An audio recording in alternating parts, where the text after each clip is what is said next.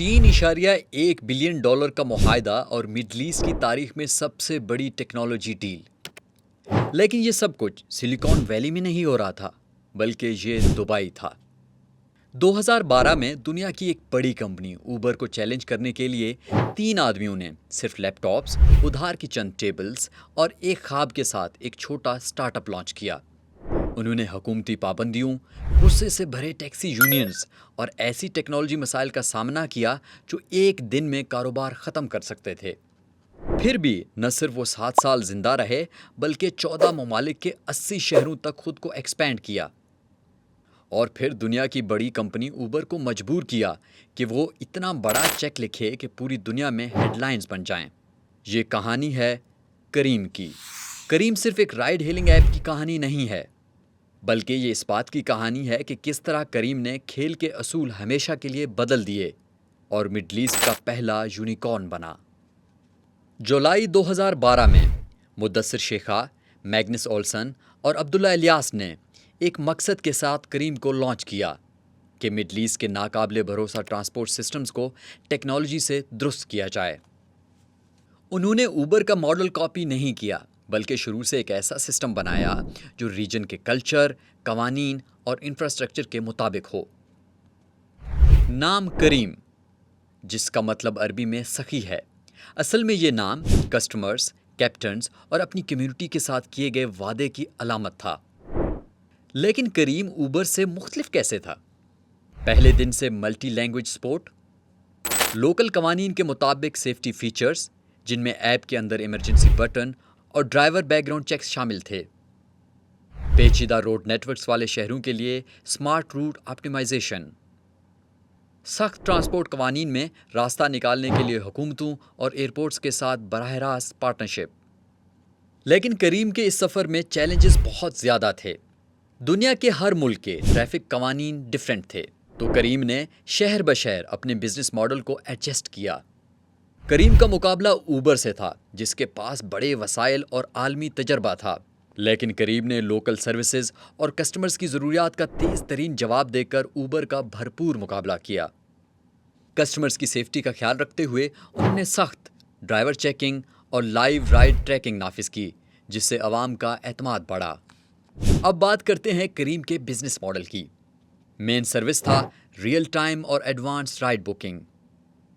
Income کا ذریعہ driver commission, زیادہ ڈیمانڈ پر سرج پرائسنگ اور فریکوینٹ رائڈرز کے لیے سبسکرپشن پلانز۔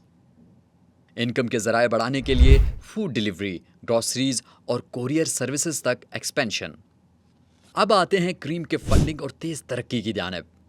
کریم کو 2013 میں STC وینچرز کی طرف سے $1.7 ملین کی سیڈ فنڈنگ ملی۔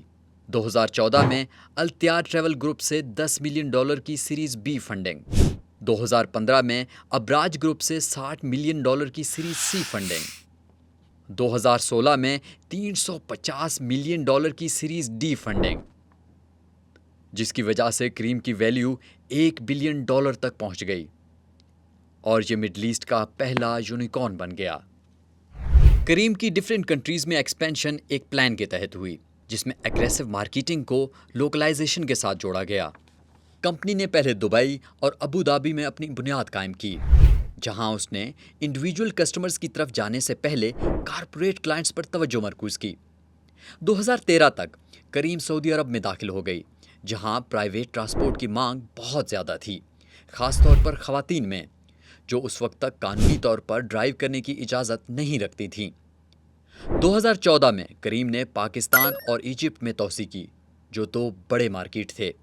2015 اور 2016 کے درمیان کریم موراکو، جارڈن، لبنان، قطر، بحرین اور کویت میں داخل ہوئی، اور پھر 2018 تک پیلسٹائن، عراق، سوڈان، عمان اور ترکی تک آگے بڑھی۔